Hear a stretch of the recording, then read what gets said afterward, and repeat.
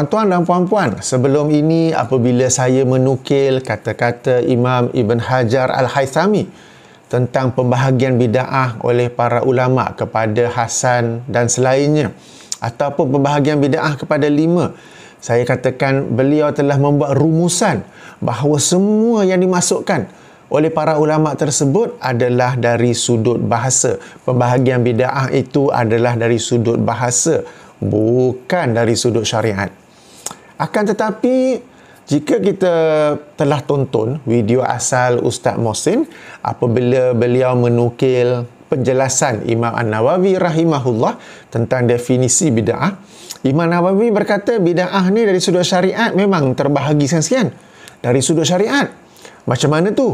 Betul ke tu? Mari sama-sama kita kaji kata-kata Imam Nawawi, ya. InsyaAllah sama-sama. Okey. Jom kita pusing kamera dan sekali lagi menghadap laptop saya, kita membaca kitab-kitab Imam An-Nawawi daripada perisian Maktabah Syamilah. Dan jangan bimbang, saya akan bagi rujukannya sekali supaya tuan-tuan dan puan-puan pun dapat membacanya juga. Tidak ada rahasia dalam kita berkongsi ilmu, ya. Saya baca, tuan-tuan pun baca. Kalau saya salah terjemah, saya salah nukil, tuan-tuan boleh betulkan saya. Okey, ayo mari kita rujuk.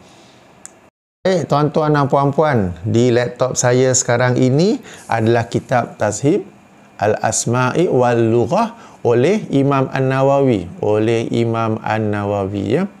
An-Nawawi yang wafat tahun 676 Hijrah.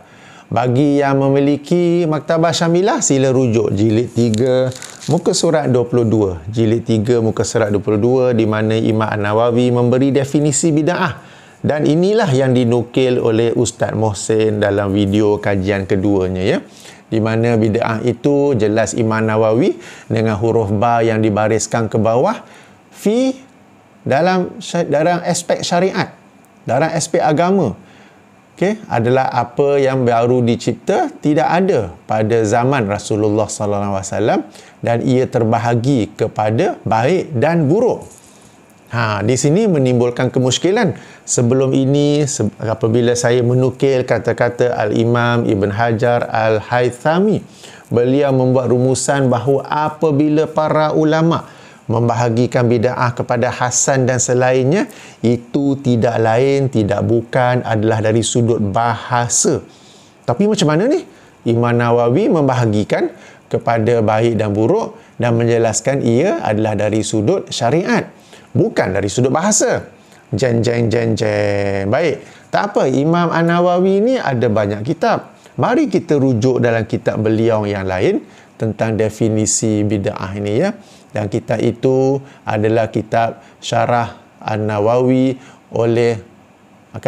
Syarah An-Nawawi ke atas Sahih Muslim. Syarah An-Nawawi ke atas Sahih Muslim, syarah kepada hadis nombor 867. Syarah kepada hadis nombor 867. Ini hadisnya, kita rujuk penjelasan di muka surat seterusnya, ya. Jilid 6, muka surat 154. Jilid 6, muka surat 154. Di bawah, saya adjust kamera angle.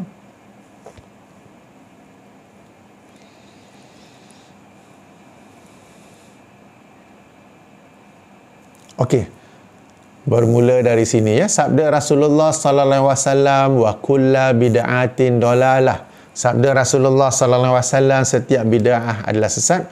Haza amun makhsusun. Ia adalah perkataan am yang dikhususkan.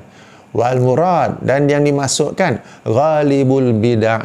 Yang dimasukkan adalah kebanyakan bid'ah.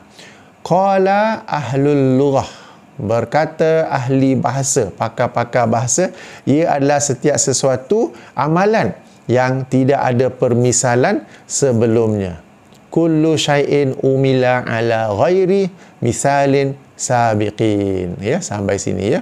Berkata para ahli bahasa, ia adalah setiap sesuatu yang diamalkan tanpa permisalan sebelumnya. Jadi di sini Imam An-Nawawi telah memberi definisi bid'ah dan ia adalah dari sudut bahasa, bukan lagi dari sudut syariah. Tapi macam kurang jelas lah. Kurang jelas apakah yang dimasukkan oleh Imam Nawawi ini, apakah ia satu definisi yang baharu berbanding dengan kitab yang sebelumnya. Okey, tak mengapa. Juga timbul persoalan. Mungkin ini adalah kitab beliau yang terdahulu. Yang terkini adalah kitab ini di mana beliau menjelaskan dari sudut syariah. Ini mungkin kitab yang terdahulu. Tak apa, mari kita baca penjelasan beliau seterusnya.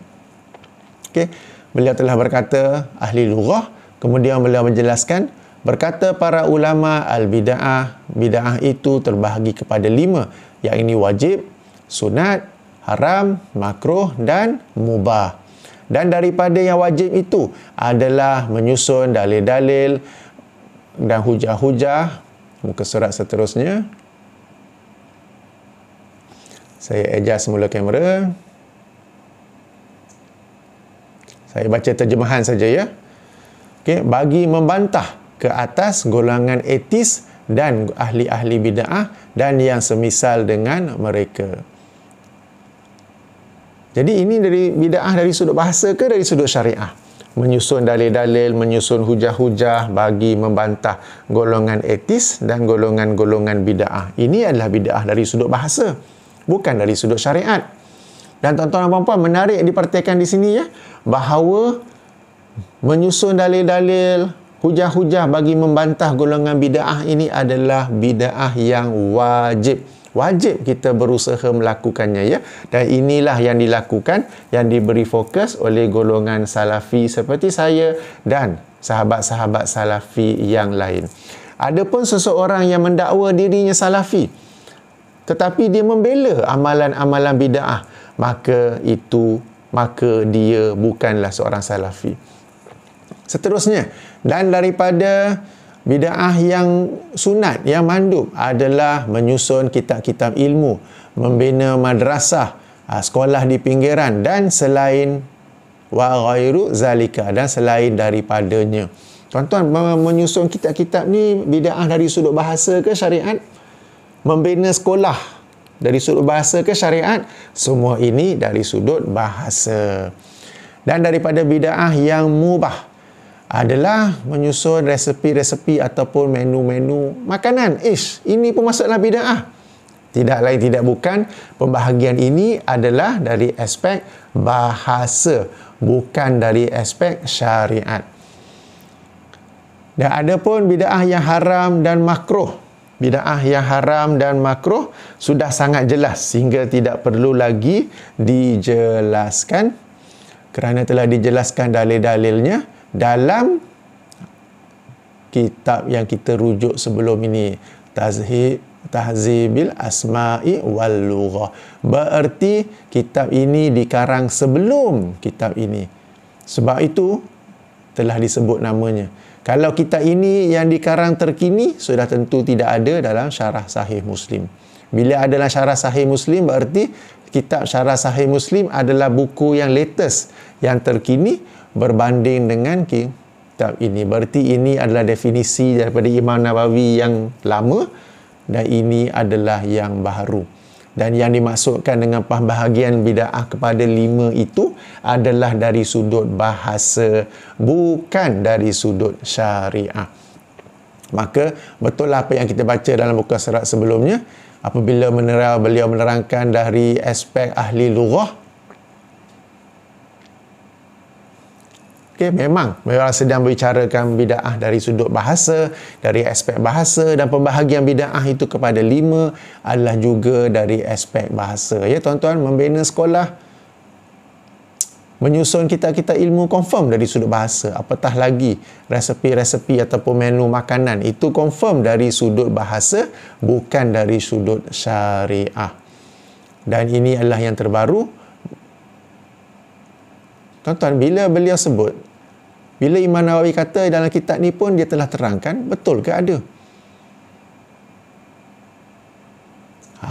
Ada juga pembahagian bid'ah kepada wajib, haram, mandub, makruh. Kemudian beliau menjelaskan apa yang dimasukkan di situ. Okey, jadi pembahagian ini beliau nukil daripada penjelasan Imam Al-Izz Ibnu Abdus Salam, dan itu akan kita baca seterusnya ya.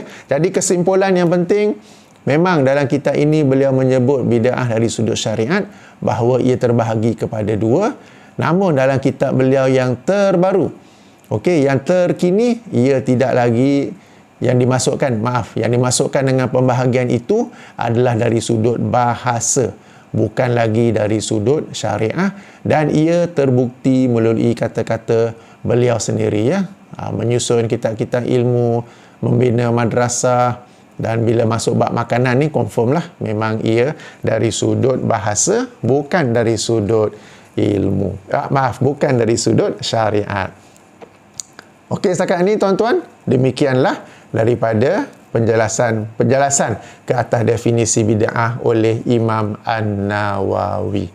Baik, kita jumpa lagi dalam penjelasan seterusnya pula. Tak habis lagi ni. Kita jumpa lagi ya. Subhanakallahumma wa bihamdika asyhadu an la ilaha illa anta astaghfiruka wa atubu ilaika.